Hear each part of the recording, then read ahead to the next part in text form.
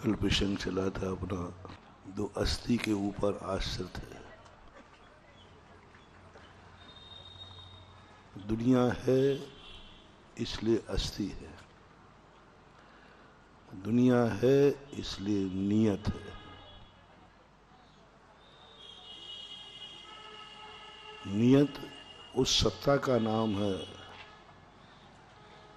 जिसमें हमारा तुम्हारा कोई वश नहीं चलता। नियत उस सत्ता का नाम है जो त्रिकालिक रहती है।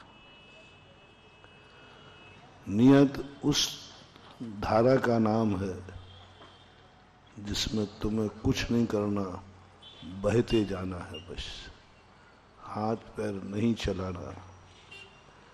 नदी बह रही है, तुम बहते जाओ, बहते जाओ। और कितना बह पाओगे? नियति वह है,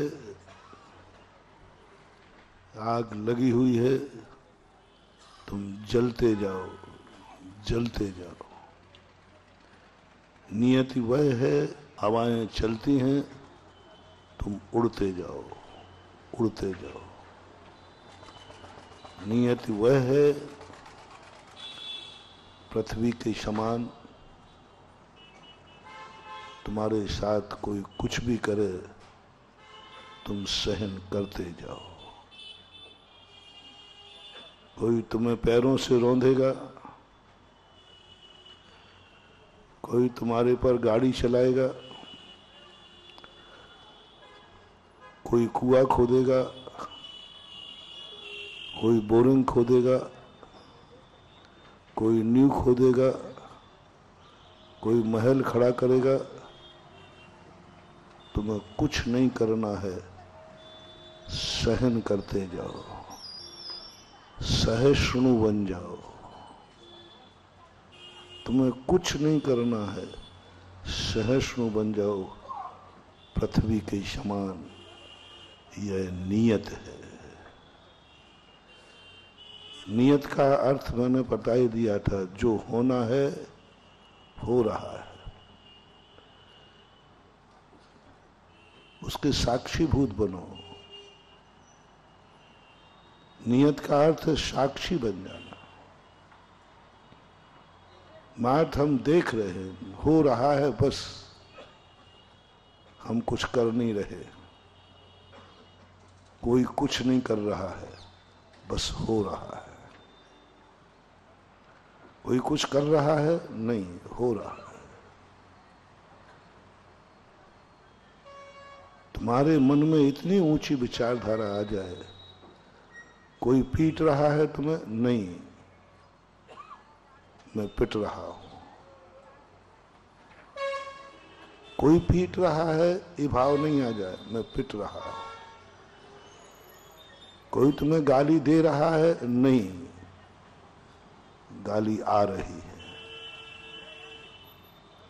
कोई तुम्हारा बुरा विचार रहा है, नहीं, मेरा बुरा हो रहा है। कोई तुम्हें मार रहा है, नहीं, मैं मर रहा हूं।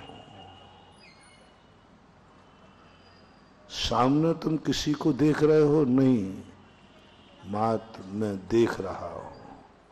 क्या देख रहे हो पता नहीं। क्या गजब की बात। नियत की यदि दशा जाग जाए, दो ही व्यक्ति नियत को स्वीकार कर सकते हैं। एक इतना ऊंचा आदमी, इतना ऊंचा आदमी,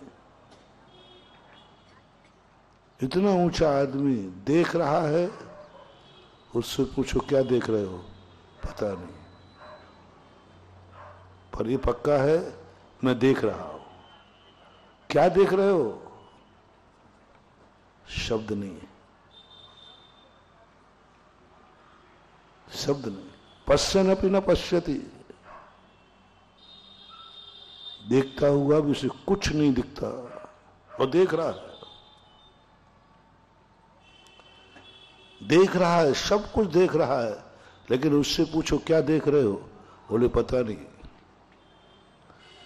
क्योंकि जो बताया जाता है वो देख नहीं रहा है, और जो देख रहा है वो बताया नहीं जा सकता। कैसी दशा है? जो बताया जाता वो देख नहीं रहा, इतना ऊंचा आदमी है, और जो उसको दिख रहा है उसको बताया नहीं जा सकता। इसी को बोलते हैं ज्ञायक स्वभावी, इसी को बोलते हैं शुद्ध उपयोग, इसी को बोलते हैं भगवान। भगवान किसी का नाम नहीं। मैंने पूरे शास्त्रों में पढ़ा, भगवान आप सर्वज्ञ हैं, बोले वो तो मैं हूं। आप क्या देख रहे हैं, बोले सारी दुनिया देख रहा हूं। तो क्या क्या देखा, बोले पता नहीं, पता नहीं, देख सब रहा है और कह रहा पता नहीं। कैसे बताए वो? भने कि भगवान ये तो ऐसी बात है, तो ये समझदार व्यक्ति का काम तो नहीं है ऐसी, जो कह रहा मैं सब कुछ देख रहा हूं। क्या क्या देख रहे हो, बोले पता नहीं। ये समझदार व्यक्तियों का काम तो नहीं है, ये तो आगरा वालों का काम हो सकता है। क्योंकि आगरा वालों का इसलिए क्योंकि पागल ही ऐसा बोलते हैं। आप तो भगवान है, आप आगरा वालों जैसे पागल कैसे हो गए? बोले पागल को ही ऐसा दिखता है।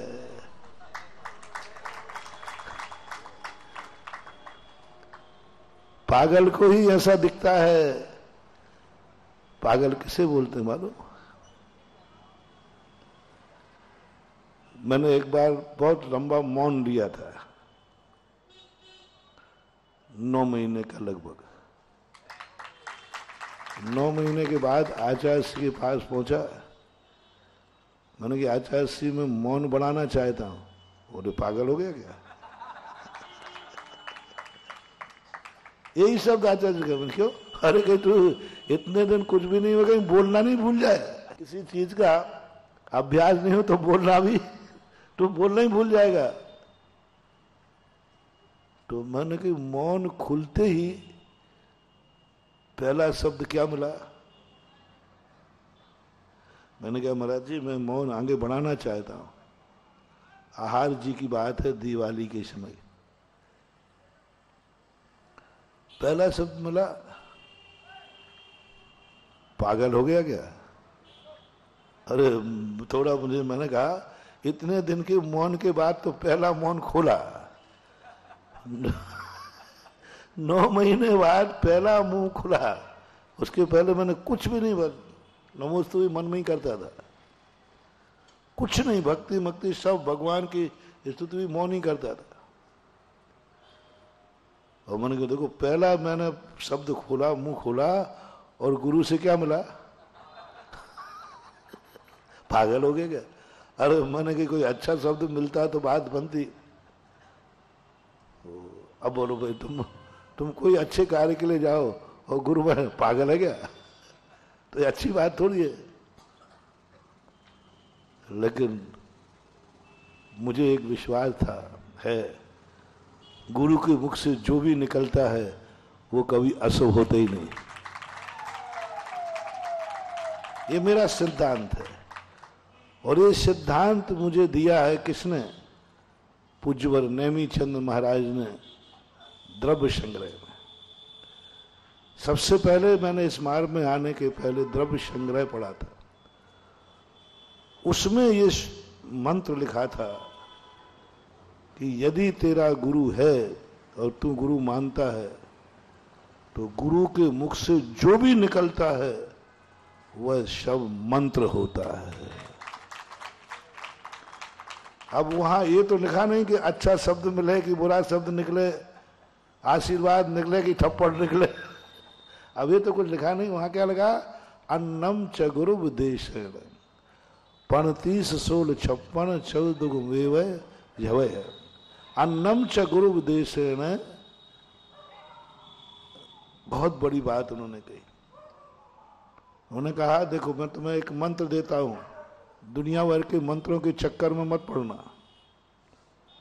ऐसा मंत्र दे देता हूं जिसमें सारे दुनिया के मंत्र समाहित हो जाते हैं। वो था नमोकार मंत्र। सारे दुनिया का एक भी मंत्र ऐसा नहीं है दुनिया में जो सारे ग्रहों को शांत करने वाला एक साथ। एक बार मैंने 5 परमेष्टियों की ग्रह बताई थी दशा। एक एक परमेष्टि एक एक 2-2 ग्रह को संभालता है। चाहे तुम्हें शनि की 7.5 लगे, चाहे बुध की महादशा चले, चाहे तुम्हें मंगल हो, इन 5 परमेष्टियों को ज्यादा ध्यान रखना, सब काबू में रहेंगे, सब काबू में रहेंगे। और मैंने अलग अलग परमेष्टि का अलग अलग नेचर बताया था, वहां से समझ लेना। आज तक जितने मंत्र हैं वे किसी एक दिशा की तरफ ले जाते। तो भगवान महावीर स्वामी ने कहा, देखो तुम लोगों को ज्यादा झंझट में नहीं पाड़ता, आप लोग ग्रस्त वैसे ही हो, मंत्रों के उलझन में दो। एक महामंत्र देता हूं, नमोकार मंत्र, 35 अक्षर, 5 पद, 58 मात्राओं वाला है। ये मंत्र जिसके पास है, महानुभाव, मत दुनिया में अपने आप को कमजोर समझना। नमोकार मंत्र तुम्हारे पास है, संसार की सारी शक्ति आपकी मुट्ठी में है। तुम समझ नहीं पा रहे हो, तुम इतने शक्तिमान, तुम्हारे पास सारी दुनिया तुम्हारी मुट्ठी में है। मैंने चतुर्मास में कहा था, नमोकार मंत्र यदि तुम्हें आता है तो सारे देवता मिलके आ जाए तुम्हारे बिगाड़ने के लिए, तुम्हें छू भी नहीं सकते, बस नमोकार मंत्र पढ़ देना। आगम से सिद्ध किया था मैंने, चक्रवर्ती का उदाहरण दिया था। चक्रवर्ती नमोकार मंत्र पढ़ रहा, देवता छू नहीं पाया, और जैसे नमोकार मंत्र छोड़ा, उठा के फेंक दिया। तुम लोग नमोकार मंत्र को यूं, क्योंकि सस्ते में मिल गया ना थोड़ा। क्या होता है आजकल, सस्ते माल की दुकानें नहीं चलती। यदि बड़े आदमी को कोई बीमारी हो जाए तो बहुत मुश्किल हो जाता है, वो सस्ते में ठीक नहीं होते।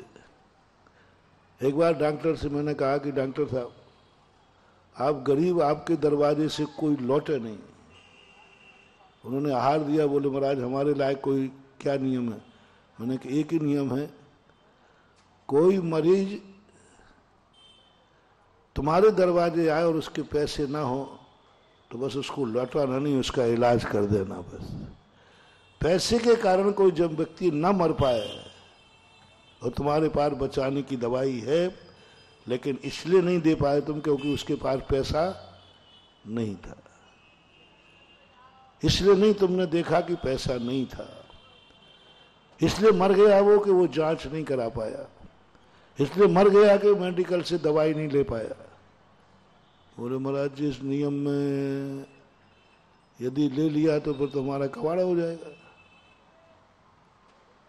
फिर तो हमने मेडिकल में जो इतने सब जायदाद बेच के डॉक्टर बनाओ, डॉक्टर आजकल बहुत महंगा है बनना। डॉक्टर क्यों लूटते हैं मालूम आपको?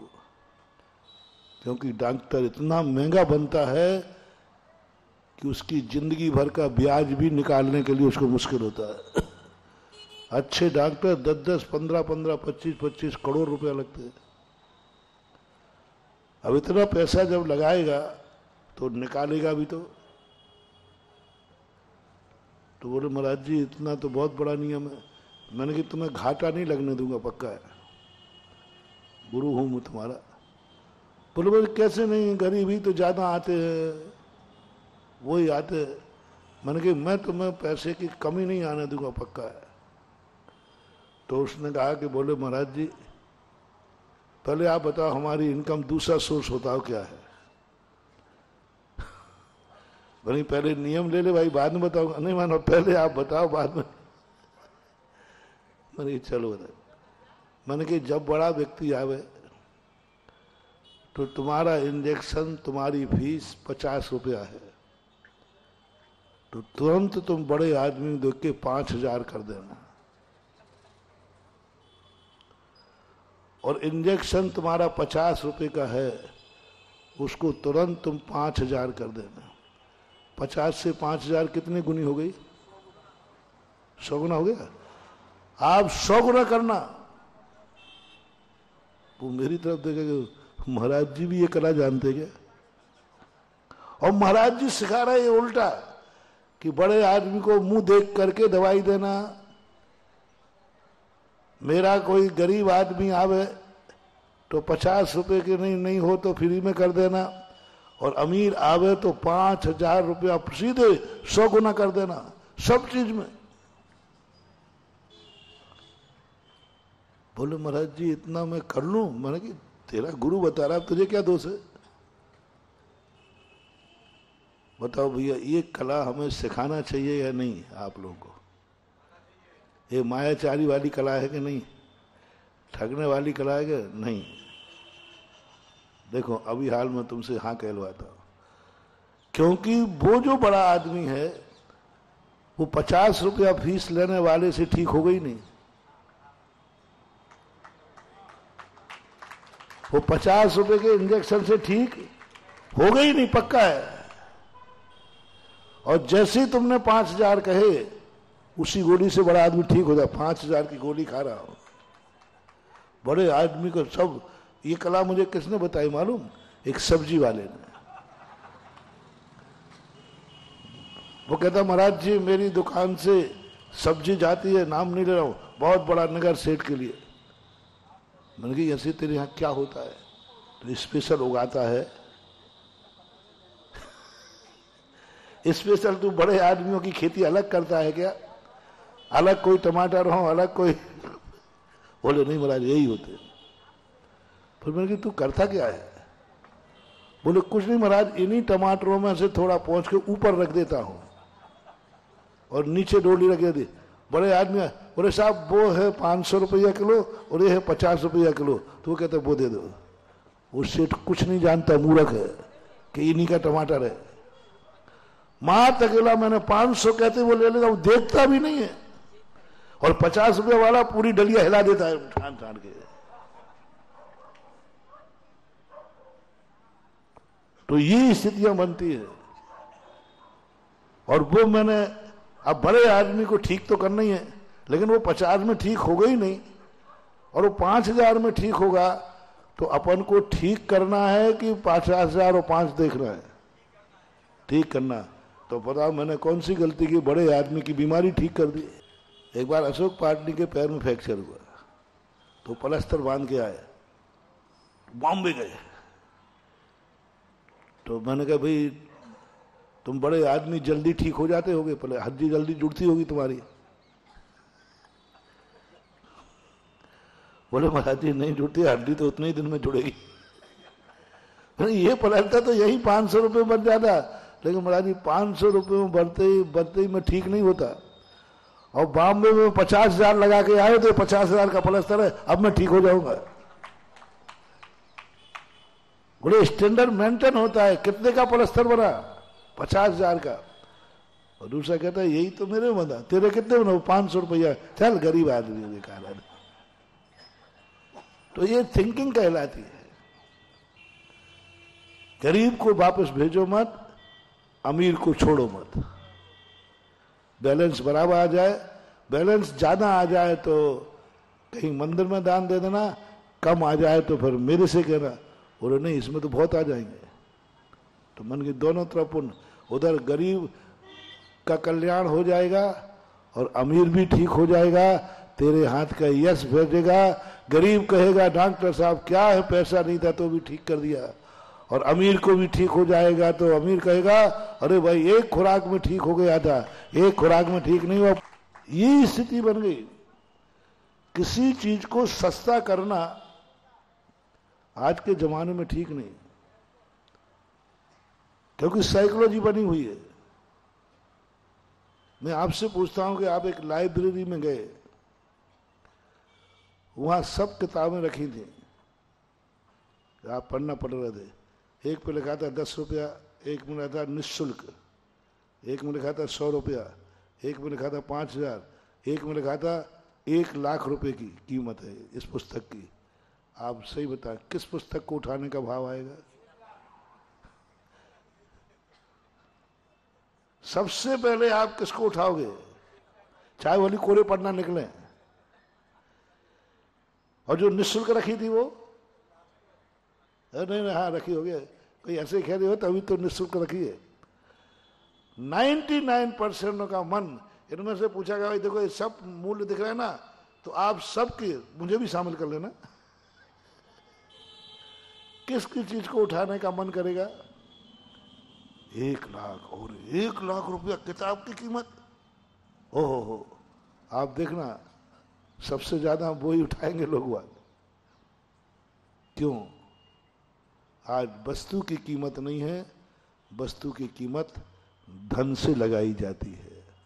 अर्थ का युग, वस्तु का युग, ये दो युग चलते हैं संसार में।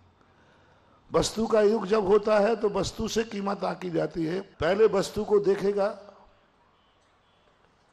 वस्तु को समझेगा, फिर वो कहेगा, दुकानदार नहीं कहेगा कितने की है, ग्राहक कहेगा मैं इतने में लूंगा। दोनों अंतर समझना। वस्तु विनिमय जब चलता है तो उस समय दुकानदार मूल्य नहीं लगाता, ग्राहक मूल्य लगाता है, मैं इतने में लूंगा।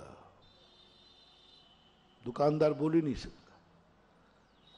ग्राहक निश्चित करेगा कि यह वस्तु कितने की है। वो कहलाता है वस्तु का युग। उस समय ठगा ठगी नहीं हो पाती, बेईमानी नहीं हो पाती, क्योंकि वो वस्तु को देखेगा फिर मूल्य लगाएगा। और आज क्या हो रहा है? दुकानदार मूल्य लगाता है और उस मूल्य को देखकर समझता है कि ये वस्तु बहुत मूल्यवान है, तभी तो इतना मूल्य रखा। ठगा ठगी हो जाती है, वस्तु खत्म हो गई। अब मूल्य से, धन से लगाया जाएगा, धन से आंका जाएगा कि ये वस्तु कितनी महंगी है, कितनी सस्ती है और कैसी होगी। इसलिए ठगा ठगी खूब चलती है। लेकिन क्या करें, आज का युग है, आज का युग है, मूल्य लगाओ। जितना महंगा करोगे, मैंने बहुत जगह सस्ते साहित्य भंडार खोला। क्या नाम? हमने कहा भाई जिनवाणी सब लोग पढ़ें, सब लोगों को पढ़ने मिलना चाहिए। तो हमने दातारों से खूब डोनेशन करा करके आधे दाम में, पाव दाम में, निःशुल्क दाम में कम से कम 15-20 स्थानों पर हमने जिनवाणी के बुक स्टॉल मंदिरों में खुलवाए। अशोकनगर भी उसमें एक था, वे सब बंद हो गए, सब बंद कर दिए लोगों ने, कमेटियों ने बंद कर दिए। आकर 100 रुपए की चीज 25 रुपए में बैठूंगा। बाबा जी थे तब ठीक था, अब तो 75 रुपए कहां से लाऊं? सब बंद गए। फिर ने दूसरा पैटर्न अपनाया। मैंने कहा महंगा साहित्य, मैंने कि यहां सबसे महंगा साहित्य मिलता है। वो 40 साल हो गए, आज तक चल रहा है, आज तक चल रहा है, कोई कमीशन नहीं, और अच्छा चलेगा, बहुत बढ़िया चल रहा है। 40 साल हो गए तब से चल रहा है, 40 नहीं 30 हो गए, राजस्थान में खुला, आज तक चल रहा है। उसका नाम ही है महंगा साहित्य। बहुत सारे लोग आते, महाराज जी वहाँ आपके आशीर्वाद से खुला, आशीर्वाद लिखा है, लेकिन बहुत महंगा मिल रहा है। मैंने कहा महंगाई है इसलिए चल रहा है। कमेटी भी चला रही क्योंकि इनकम है, और ग्राहक भी कहता है माल चोखा है तभी तो इतना महंगा है। माल चोखा है तभी तो महंगा है। ये हमारा सोच, इसलिए इसको कलयुग कहते हैं, इसको भौतिकवादी कहते हैं, इसको विज्ञानवादी कहते हैं। विज्ञान ने व्यक्ति को वहां लाके खड़ा कर दिया, वस्तु की कोई कीमत नहीं है, धन से वस्तु की कीमत आंको। किसने कितना पैसा लगाया है उससे वस्तु की कीमत आंको, वस्तु से कोई लेना देना नहीं है। इसलिए वही वस्तु, वही प्याज, वही टमाटर 10 रुपया किलो, और थोड़ी सी शॉर्टेज हो जाए तो 100 रुपया किलो। कीमत क्या है? धन से। और वस्तु विनिमय में कभी महंगाई भत्ता नहीं होता, सदा वस्तु एक समान रहती है, चाहे अकाल हो चाहे दुकाल हो, कुछ भी नहीं। वस्तु का मूल्य है, वस्तु उतनी ही रहेगी, उसमें कभी कम बेसी नहीं होती। वस्तु के बदले वस्तु, कौन महंगी कौन सस्ती। वस्तु विनिमय था पहले। चौथे काल का अभी तक कोई नोट नहीं मिला, चौथे काल में मुद्रा नहीं मिली, क्योंकि वहां मुद्रा चलती नहीं थी। चलती थी तो सोने और चांदी की चलती थी। जितने का सोना है उतने की मुद्रा है, और जितने की मुद्रा है उतने का सोना है। चांदी का पंचम जहाज चलता था, कोई किसी से बचाने की जरूरत नहीं है। चांदी का ला लो तो उतने की है, और रुपया चलाओ तो उतने का। कभी महंगाई और सस्तापन कभी आता ही नहीं था। वस्तु विनिमय थी, वस्तु के बदले वस्तु। तुम्हारे पास अनाज है, उसके पास वस्त्र है, वो वस्त्र देता है, तुम्हें अनाज ले जाता है। कुछ भी नहीं थी। नौकरों को भी वेतन नहीं दिया जाता था। जो नाई होते थे ना, बंधे हुए रहते थे, साल भर में उनको 2 बार अनाज ही मिलता था। पुराने जो खेत वाले बैठे हैं उनको पता होगा। खाती है, धोबी है, नाई है, इनको रुपया नहीं दिए जाते थे। इनको क्या दिया जाता था? अनाज दे दिया जाता था। अनाज ही मजदूरी थी। राज दरबार में नौकरों को कोई वेतन नहीं दिया जाता था। कपड़े, अनाज, जो तुम्हारी आवश्यकताएं हैं वो ले जाओ। कोई सस्ता नहीं, कोई महंगा नहीं। लेकिन जब से अर्थ का युग आया, अब तो भिखारी भी तुम रोटी दो तो, भिखारी स्टैंडर्ड रोटी दो तो फेंक देता है। रोटी नहीं चाहिए साहब, पैसा चाहिए। रोटी की कीमत खत्म, वस्तु की कीमत खत्म। रोटी बिल्कुल, कोई भिखारी रोटी लेना पसंद नहीं करता, सब पैसे मांगते, पैसा दो पैसा दो। आजकल भिखारियों के कटोरे में रोटी मिलती ही नहीं है, पैसा मिलता है। और जब जब वस्तु का मूल्य धन से आंका जाएगा, महानुभाव, धर्म का विनाश होगा, अधर्म का विकास होगा, सृष्टि का विनाश होगा। जब जब मुद्रा स्फीति बढ़ेगी, इकोनॉमिक्स का एक सिद्धांत है मुद्रा स्फीति। जिस देश की मुद्रा ज्यादा छपती है वह देश उतना दरिद्र होता जाता है।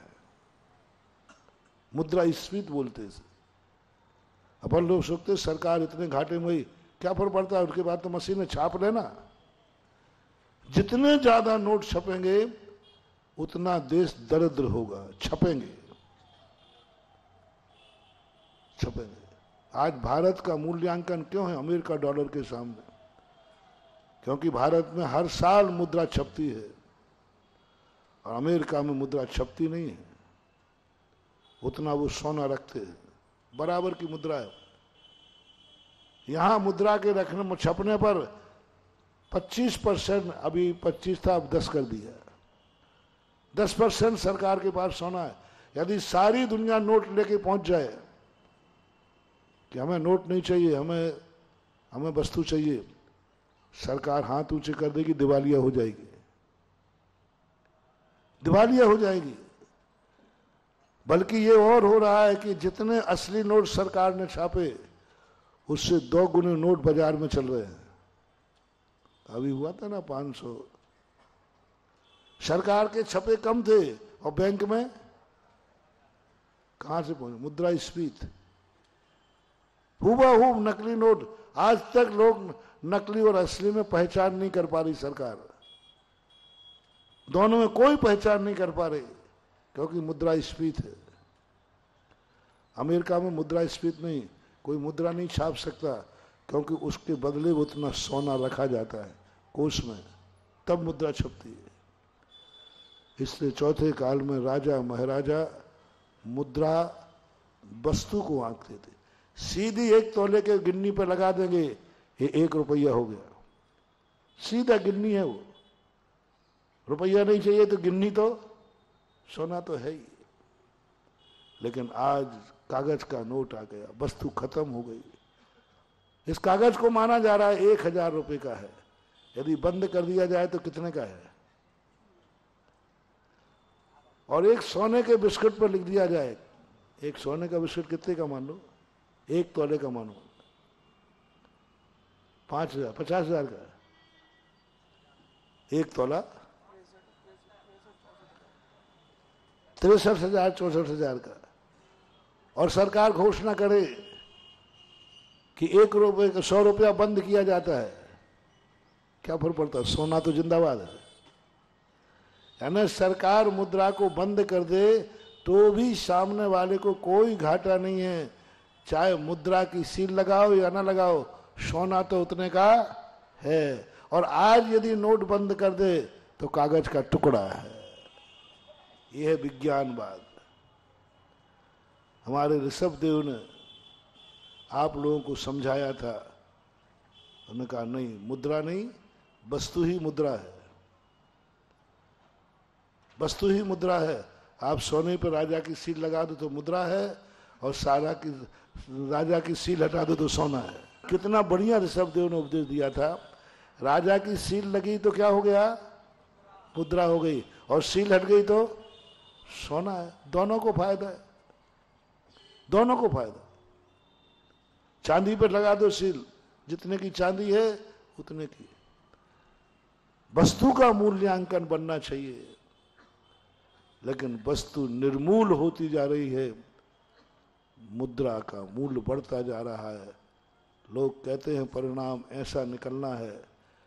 पहले 4 आना ले जाता था और थैला भर करके किराना लाता था, अब थैला भर करके रोट ले जाएगा और जेब में माल रख करके आएगा कि ये आया है। धन का मूल्य बढ़ गया, मुद्रा स्फीति बढ़ रही है। और यह बहुत विज्ञान की देन है, ये विज्ञान की खोज है। हम धर्माचार्य, कोई भी दर्शन के धर्माचार्य मुद्रा को मूल्य नहीं देते, वस्तु को देते हैं। लेकिन आज सब कुछ मूल्यवान वस्तु है। कितने की है? इतने की। ओहो, वस्तु कुछ है। आज तुम स्वाद भी तुम्हें नहीं है, तुम्हें आनंद चाय का नहीं आता। वही आनंद हाथ ठेला पर कितने रुपया की चाय देता है? 5 रुपए की। ठीक वही चाय 7 स्टार होटल में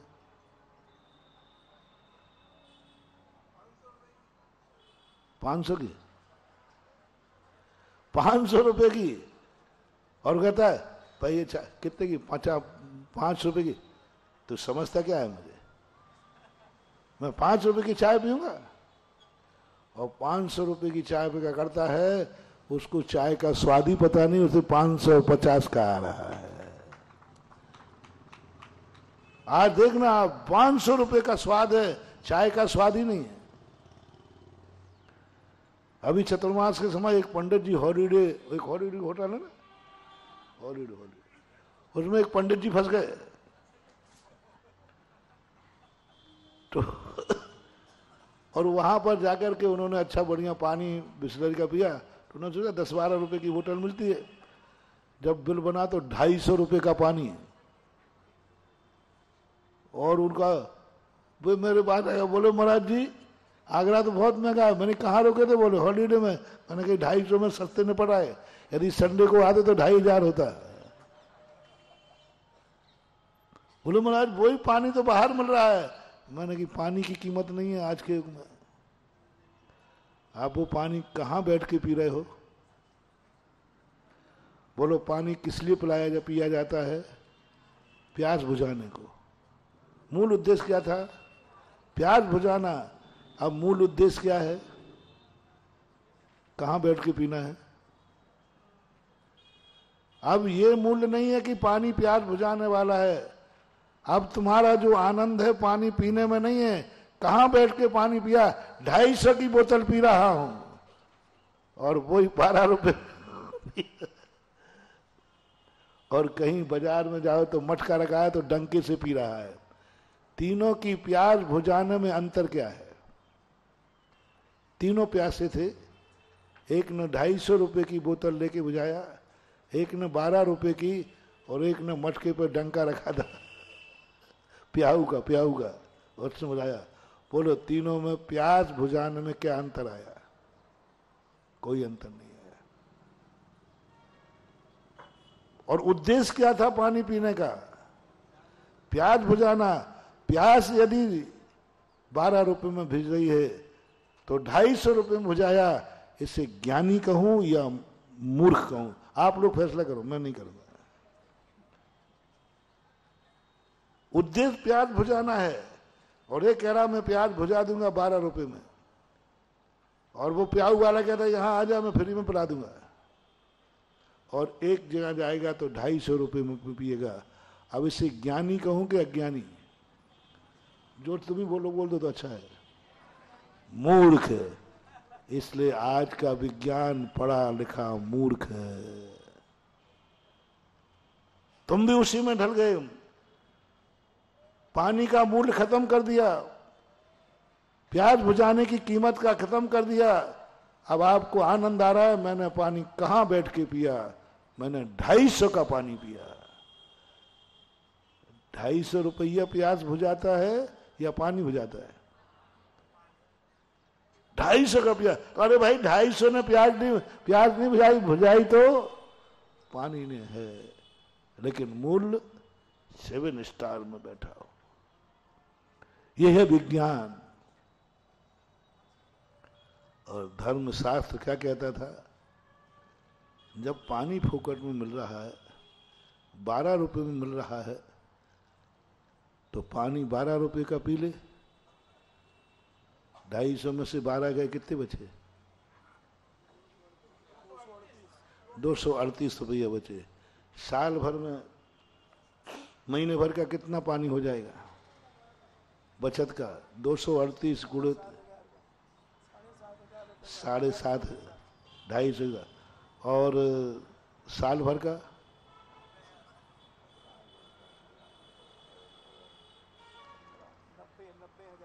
90,000 का हो गया ना? तो 50 साल का, जल्दी बोलते जाओ ना, 50 लाख मान लो सीधे, और क्या मूर्ख? 50 लाख।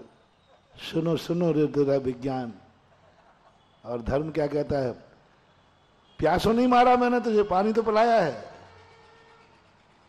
और वो जिंदगी भर की 50 लाख बचा करके एक जिनेन्द्र देव का मंदिर बना देना रे।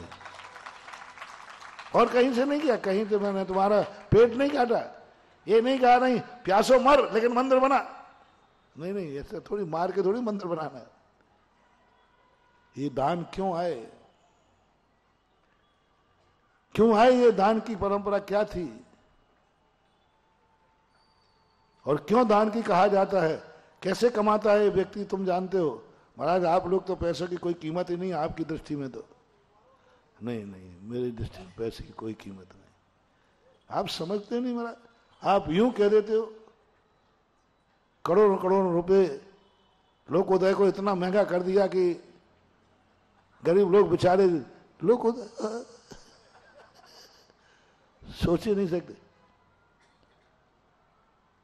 नहीं, क्यों आया दान? तुम सोचते हो कैसे कमाया जाता पैसा? 1-1 रुपया कैसे कमाते हैं? महाराज आपकी दृष्टि में पैसे की कोई कीमत ही नहीं है। नहीं है, मेरी दृष्टि में पैसे की कोई कीमत नहीं है,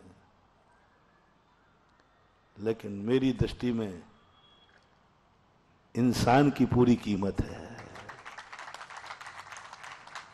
पैसे की कीमत तो नहीं है, लेकिन पैसे वाले की कीमत है। पैसे की कीमत तो मेरे लिए 0 है, पक्का है, और मैं पैसे की कीमत कभी करूंगा नहीं। लेकिन पैसे वाले की यानी तुम्हारी कीमत, इंसान की कीमत हमारे लिए अनमोल है। 2 व्यक्तियों ने पैसा उड़ाया,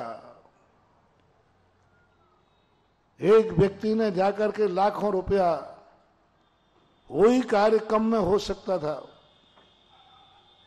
और वही कार्य उसने किया, होटल में जाके किया, और वही पैसा बचा करके ज्ञानी ने जीवन भी बचा लिया और धर्म में भी दान देकर पुण्य कमा लिया। दान से पुण्य नहीं कमाया जाता। पुण्य कमाने के लिए मैं तुमसे दान नहीं करा रहा हूं। कान खोल के सुनो, आज सही सही बात बता दूं। मंदिर बनाने के लिए दान नहीं दिया जाता है, धर्म करने के लिए दान नहीं दिया जाता है, धर्म होता भी नहीं है दान देने से। दान देने से धर्म होता तो मुझे कोई पागल कुत्ते ने काटा गया? मैं भी धन कमा के दान दे रहा होता, क्योंकि दान से धर्म होता है।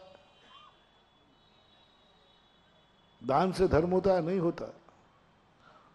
पुण्य के लिए नहीं, धर्म को बढ़ाने के लिए नहीं। तो महाराज आप लोग बोलते तो यही हो, धन बढ़े तो धर्म बढ़ाओ, धन से धर्म बढ़ाओ, दान दो, मंदिर बढ़ाओ, तुम्हें बहुत पुण्य लगेगा। ये तो तुम मूर्खों को समझाने के लिए बोलता हूं, क्योंकि तुम यही भाषा समझते हो। पुण्य बढ़ेगा, धर्म बढ़ेगा, नहीं। यदि दान देने से, गंगा जी नहाने से, सम्मेद शिखर की वंदना करने से यदि कल्याण हो जाता ना, तो सारे पैसे वाले स्वर्गों में मिलते। और मैंने बहुत बार कहा, नरक किसके लिए बनाया गया मालूम आपको? गरीबों के लिए नहीं, अमीरों को। जितने अमीर लोग होते हैं वे सब नरकों में मिलते हैं। बताओ, चौथे काल में सबसे ज्यादा अमीर कौन था? रावण। कहां है आज? कहां है? सबसे ज्यादा गरीब कौन था? रामचंद्र जी। कहां है? अमीर लोग अपना एड्रेस नोट करें, आगम से बोल रहा हूं।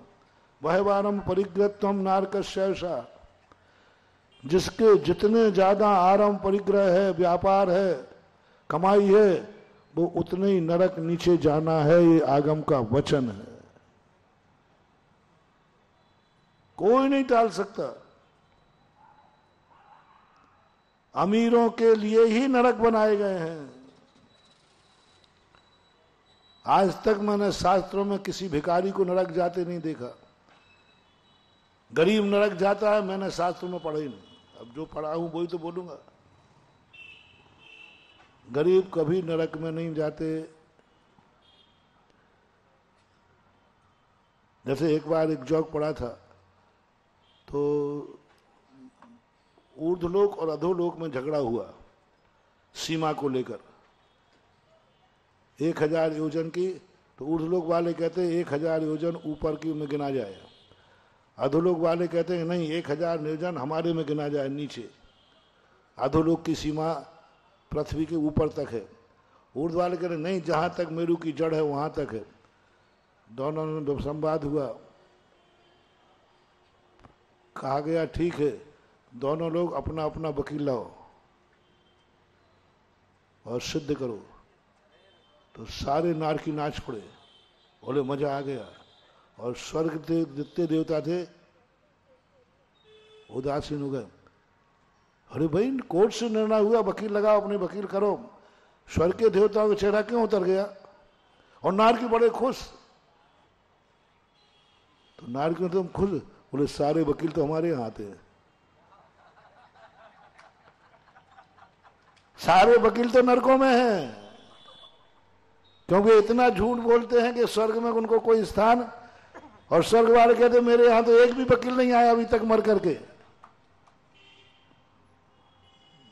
जोक था, इसी को मैंने आगम से तोला। आगम में आज तक नरकों में कोई गरीब आदमी नहीं पहुंचा। जितने नरकों में है सब अमीर मानना, अमीर हैं। अमीरों के लिए ही नरक है। नरक की बात बताएं तो लिख लेना, अमीरों का मूल स्थान। अमीर वहीं जाते। जब भी कोई अमीर बने तो स्वर्गवासी मत लिखा करो।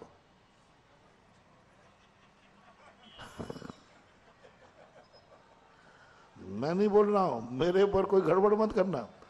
अमीर आदमी मुझे आंखें मत दिखाना। आगम में लिखा, तत्वार सूत्र में लिखा, वह वारम परिग्रह तम नारकस्य ऐसा। जिसके बाद जितना आरंभ परिग्रह होगा वो उतना ही नीचे जाएगा। आगम का कथन है, कोई नहीं टाल सकता।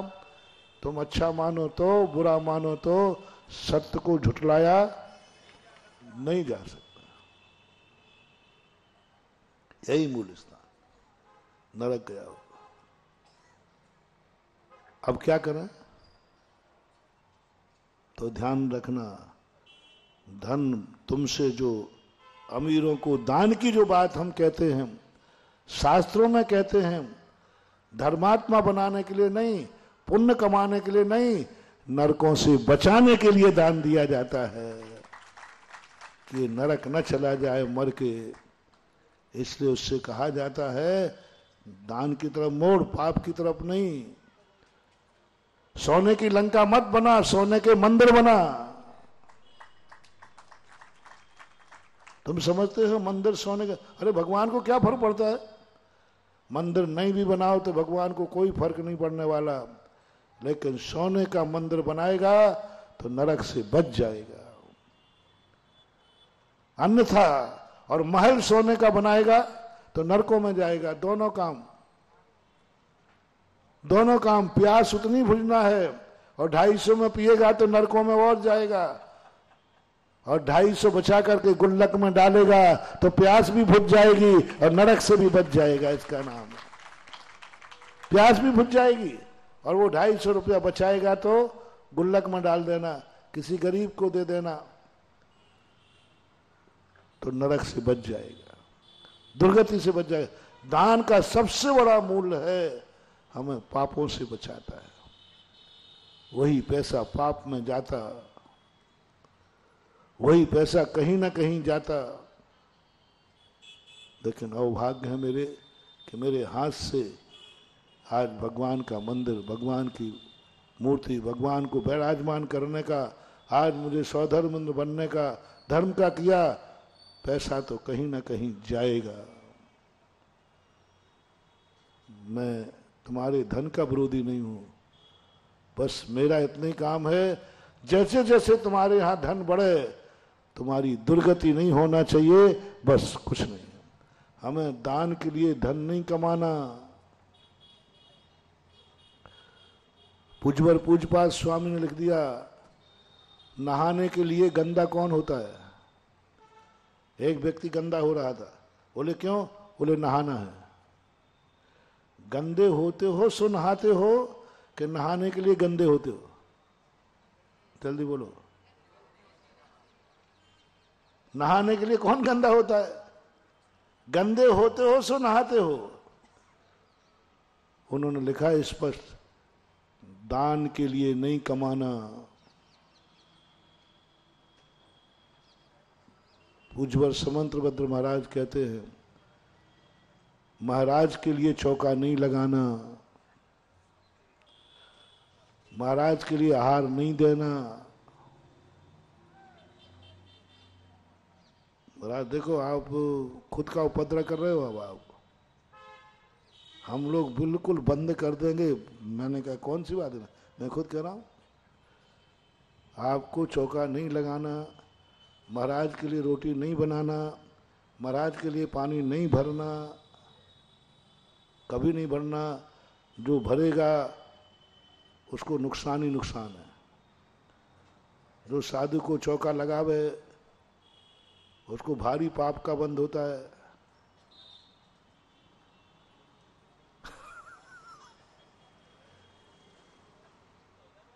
नहीं लगाना, बंद। बिल्कुल नहीं लगाना। क्यों लगाएं? बस शर्त एक ही है, शर्त एक ही है कि तुम अपने लिए भोजन पानी नहीं करोगे, तुम्हारा उपवास रहेगा। अब जितने दिन का तुम उपवास कर सको उतने दिन चौका नहीं लगाना। चलो हो जाए छिपी टोला वालों, आज तुम सब उपवास करो, फिर महाराज आपका क्या होगा? मेरे लिए जो भोजन बनाएगा मैं हार को नहीं जाऊंगा, मेरा भी उपवास हो जाएगा, मैं तैयार हूं। पहले तुम तो करो, पहले बाद में मैं करूंगा। स्पष्ट लिखा है, जिस दिन उपवास हो स्नान नहीं, मंजन नहीं, आहार दान नहीं, पूजा नहीं, पाठ नहीं, अभिषेक नहीं, कुछ नहीं। उत्कृष्ट उपवास, उत्कृष्ट उपवास है। अष्टमी का उपवास करेगा, सप्तमी के दिन वो घर छोड़ के मंदिर में चला जाएगा, नसियों में चला जाएगा, एकांत स्थान में चला जाएगा, घर में ही ऊपर जाकर के अपने किसी एकांत कमरे में रह जाएगा। कब? अष्टमी सप्तमी की शाम को। फिर स्नान नहीं करेगा वो, अष्टमी के सुबह स्नान नहीं, कुछ नहीं, ज्यों का त्यों रहेगा। नौमी के दिन जाकर सुबह स्नान मंदिर आदि करके करेगा। सही उपवास वही है। अब स्नान ही नहीं किया तो आहार दान कैसा? थोड़ा प्रस्ताव पास कर रहा हूं, आज के बाद छिपी टोला में किसी साधु को चौका नहीं लगेगा। आज से ही जो लग चुके वो अध्यक्ष जी जाके बंद कराए। हाँ, लेकिन शर्त एक है, आज के बाद छिपी टोला में कोई भोजन पानी ग्रहण नहीं करेगा। दोनों एक साथ प्रस्ताव पास करो। मेरी छोड़ो तुम, मेरी तो चिंता मत करो ही, मेरी तो कंते नहीं। तुम तो अपनी बताओ, क्या आज से छिपी टोला अन्न जल ग्रहण करने का त्याग कर सकता है? जल्दी बोलो। बाहर वाले कहते महाराज जी कहीं हमारा भोजनालय बंद नहीं करा दे, मैं तो टिफिन लेके नहीं आया। पहले मालूम होता कि आज ये प्रवचन होता तो टिफिन लेके। क्या मजा है जैन दर्शन का, महानुभाव, आनंद ही आनंद। अब आहार दान क्यों? अब यदि तुम त्याग करते हो कि आज के बाद हम भोजन पानी नहीं करेंगे, मुनि महाराज को आहार देने की जरूरत नहीं। गारंटी मेरी है, तुम्हें कोई पाप नहीं लगेगा, बल्कि तुम्हें बहुत पुण्य लगेगा, बहुत पुण्य, बहुत पुण्य लगेगा। क्योंकि तुमने आहार लिया नहीं, आहार दिया नहीं, भोजन लिया नहीं, भोजन दिया नहीं, कोई पाप नहीं, बल्कि तपस्वियों की कोटियों में आएगे। तुम ये चिंता मत करना कि महाराज फिर आप लोगों का क्या होगा। आप मेरी चिंता करो ही मत, आप अपना लूटा छानो। तो इस प्रस्ताव के संबंध में कुछ विचार विमर्श के लिए कोई गुंजाइश? छिपे टोला में आज के बाद कोई जैन घर में भोजन पानी नहीं बनेगा, ना कोई खाएगा। इसलिए छिपे टोला में आज के बाद मुनिराजों को चौका नहीं, बाहर सब पर निकाल दो। वैसे सारी दुनिया सुन रही है, कोई महाराज वैसे ही नहीं आएगा भैया छिपे, नहीं वहां तो चौका ही नहीं लगना, क्योंकि वहां के लोग तो भोजन करते ही नहीं है।